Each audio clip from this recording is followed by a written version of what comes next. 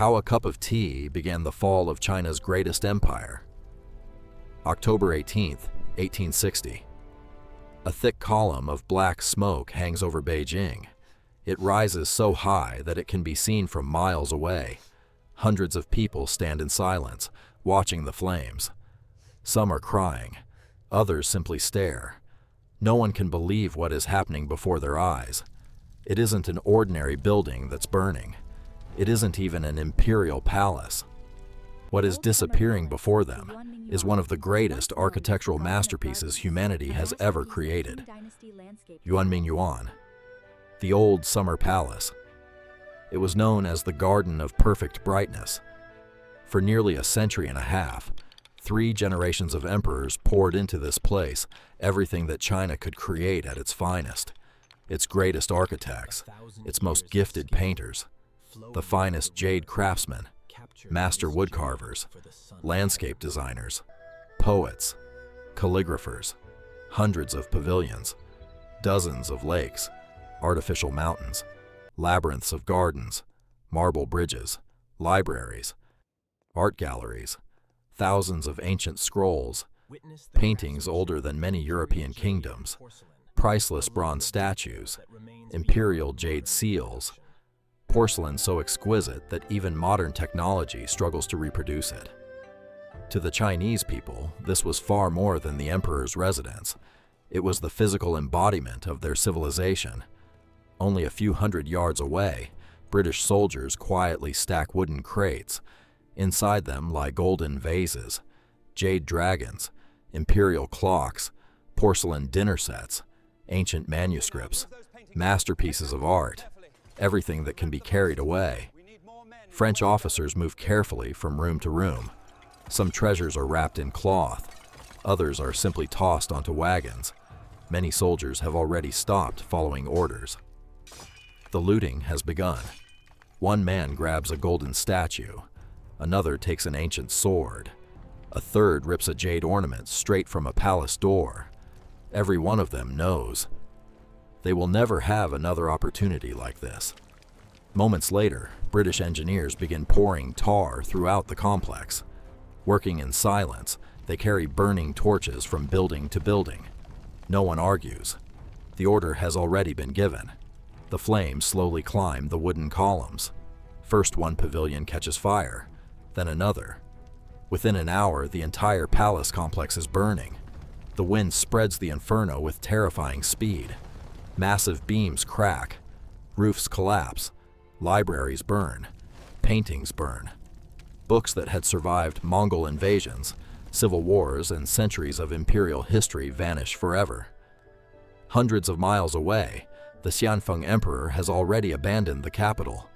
He cannot see the fire. He cannot hear the timber collapsing. He does not watch marble arches crash into the ground. He is running.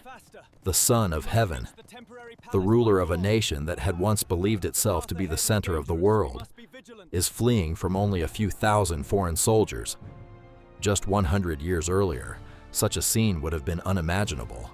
No one would have believed that the largest empire on earth could ever find itself in such a position. And yet, it happened. But the strangest part of this story is this: it did not begin with war. It did not begin with cannons. It did not begin with emperors. It did not even begin with opium. It began with an ordinary cup of tea. The empire above the world China, 1793. While most European powers were locked in endless wars against one another, an empire on the other side of the world barely noticed they existed. Every morning, before the first rays of sunlight reached Beijing, the deep toll of a massive bronze bell echoed across the capital. It was not a warning. It was the signal that another day had begun in the greatest bureaucratic state on earth. Slowly, the city awakened. Thousands of government officials, dressed in long silk robes, made their way toward the forbidden city. Dark blue, black, deep crimson. Their garments glided almost silently over the ancient stone streets. Embroidered across each official's chest was the image of an animal, a crane, a lion, a tiger, a pheasant. These symbols revealed their rank, not their wealth, not their family, but their place within one of the most sophisticated systems of government humanity had ever created. As the first sunlight touched the golden roofs of the Forbidden City, its enormous gates slowly opened. Beyond them lay an entirely different world, a city within a city. More than 9,000 rooms, palaces, temples, gardens, courtyards, lakes, endless corridors.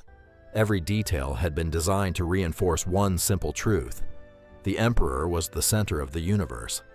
Deep inside this vast complex, beyond countless gates and ceremonial courtyards, sat a man whom almost none of his hundreds of millions of subjects would ever see: the Qianlong Emperor. To the Chinese people, he was far more than a monarch. He was the son of heaven, the only person on earth believed to possess the divine authority to preserve harmony between heaven and mankind. Every decision he made was thought to influence not only the empire, but the very balance of the universe itself. By 1793, Qianlong was already over 80 years old. He had ruled for nearly 60 years, longer than many European kings lived. During his reign, China reached the greatest territorial extent in its history. To the west, the empire stretched across the deserts of Xinjiang. To the southwest, it encompassed the vast Tibetan plateau. To the north, it controlled the endless Mongolian steppe. To the east, its shores met the waters of the Pacific Ocean. The world had never seen another state that united so many peoples, climates, landscapes, and natural resources under a single throne. Yet China's greatest strength was not measured by its land. It was measured by its people. By the end of the 18th century, roughly 300 million people lived within the Qing Empire. That meant nearly 1 out of every 3 people on Earth was a subject of the Qianlong Emperor. For comparison, Great Britain had a population of around 10 million. The young United States had fewer than 4 million. France was home to roughly 27 million. China dwarfed them all combined. Its economy was even more astonishing. Every year, millions of farmers harvested rice, wheat, millet, and tea. A vast network of canals carried grain across thousands of miles. Countless workshops produced paper, silk, lacquered furniture, jade carvings, and the porcelain that Europeans prized above almost everything else. Modern economic historians estimate that, by the late 18th century, China generated nearly 1/3 of the entire world's economic output. No other nation came close. To any traveler arriving in one of China's great cities, the experience felt almost unreal. The streets overflowed with life. Tea merchants served steaming cups beneath open skies. Jade craftsmen carved intricate sculptures by hand. Blacksmiths forged swords. Bookbinders stitched together elegant volumes. Calligraphers painted graceful characters across silk scrolls. The air carried the fragrance of ginger, cinnamon, roasted rice, and jasmine tea. Hundreds of boats drifted along the rivers. Floating markets crowded the canals. China was alive, thriving, completely self-sufficient. And that single idea, self-sufficiency, defined everything. Unlike the kingdoms of Europe, China depended very little on foreign trade. It had its own craftsmen, its own industries, its own farms, its own mines, its own forests, its own rivers. Nearly everything the empire required was produced within its own borders. Foreign goods inspired curiosity, but almost never genuine desire. This worldview had deep historical roots. The Chinese called their country Zhongguo the Middle Kingdom. To outsiders, it sounded poetic. To China's ruling elite, it was simply a statement of fact. China stood at the center of civilization. Beyond it lived other peoples. Some were closer to Chinese culture, others were more distant, but all existed on the periphery of the civilized world, whose center was the Celestial Empire. That is why European ambassadors who arrived at the imperial court often found themselves treated in unexpected ways. Chinese officials did not see them as representatives of equal nations. To them, they were merely rulers from distant lands who sought the favor of the Son of Heaven. This wasn't arrogance from a few officials. It was an entire worldview, one that had shaped China for more than 2,000 years, and very soon, it would collide with a completely different vision of the world, a vision born thousands of miles away, on a small island off the coast of Europe, an island that had already begun changing the course of human history. The island that wanted everything. London, 1793. More than 5,000 miles from Beijing, another world was coming to life. It smelled nothing like jasmine. It smelled of coal, sea salt, smoke, wet timber, tar, and the sweat of thousands of workers. Late 18th century London was the complete opposite of the Chinese capital. If Beijing was a city of officials, ceremonies, and ancient traditions, London was a city in constant motion. Long before sunrise, the city was already awake. Dozens of barges crowded the River Thames. Dock workers unloaded ships from across the globe. Blacksmiths hammered glowing iron. The shipyards never truly fell silent. Day and night, vessels arrived from every corner of the British Empire. Sugar from the Caribbean, tobacco from America, spices from India, ivory from Africa, timber from the Baltic. But among all these valuable goods, there was one cargo the British waited for above all others: tea, the drink that conquered an empire. Today, tea feels ordinary, a simple part of everyday life. But in the 18th century, it was nothing short of a revolution. Only a century earlier, most people in Britain had never even tasted it. Then everything changed. At first, tea became fashionable among the aristocracy. It was served in elegant porcelain cups, during lavish social gatherings, inside the homes of the wealthiest families. Soon, prosperous merchants began drinking it, then lawyers, doctors, clergymen, and eventually, something unexpected happened. Factory workers embraced tea as well. For people laboring 12 to 14 hours a day in Britain's growing factories, a cup of hot, sweet tea became more than a luxury. It was comfort. It was energy. It was survival. It was cheaper than wine, safer than the polluted water found in many cities. It warmed them through cold mornings. It helped them endure endless shifts. Before long, tea ceased to be a luxury. It became part of British life, part of British identity. By the end of the 18th century, millions of Britons began every morning in exactly the same way. A steaming cup of tea, a spoonful of sugar, sometimes a splash of milk. To us, it seems insignificant. But this simple daily ritual was quietly reshaping the global economy. The most valuable cargo on Earth.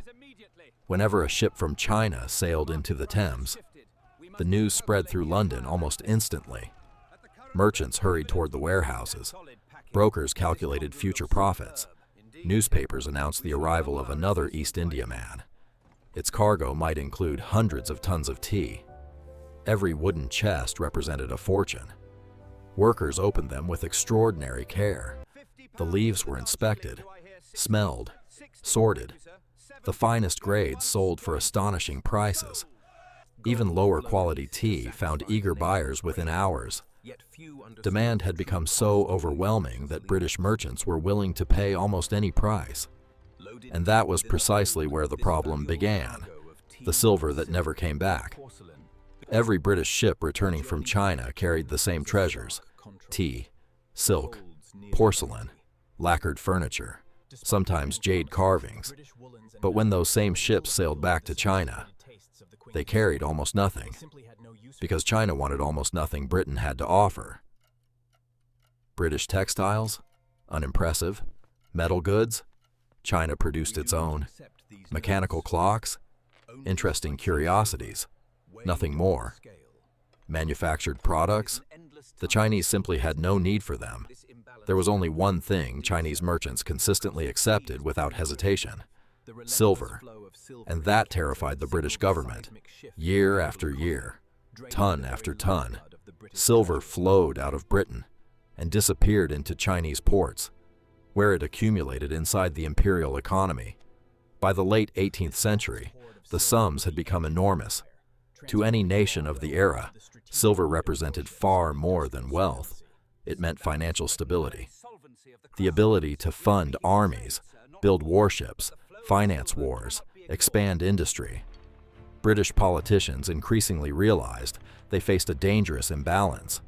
If nothing changed, the richest empire in Europe could slowly bleed its wealth into the richest empire in Asia. The men who ruled half the world. In the heart of London stood a building that history often forgets. It wasn't a royal palace. It wasn't Parliament. It wasn't a fortress. Yet within its walls, decisions were made that shaped the destinies of entire continents. It was the headquarters of the British East India Company. Officially, it was merely a trading company. In reality, it was something far greater. It possessed its own army, its own navy, its own courts, its own taxation system, its own diplomats. Its soldiers fought wars. Its administrators governed cities. Its ships connected continents. Some historians call the East India Company the world's first multinational corporation. And that description is hardly an exaggeration. At the height of its power, it controlled territories inhabited by tens of millions of people. And it was this company that would soon discover a way to make China buy something it had never wanted. Inside the company's grand boardroom, directors leaned over maps of Asia. Financial reports covered the long wooden table. The numbers were impossible to ignore. Tea generated enormous profits, but silver continued to disappear. One director quietly tapped his finger against a ledger. "We must find a product," he said, "that the Chinese will buy as eagerly as we buy their tea." In that moment, the question that would change history was born. Not whether Britain would find such a product, but what that product would be. The answer was already waiting, thousands of miles away, across the fertile plains of India, where endless fields of white and pink flowers bloomed beneath the spring sun. Flowers that would soon bring addiction to millions, and war to two great empires.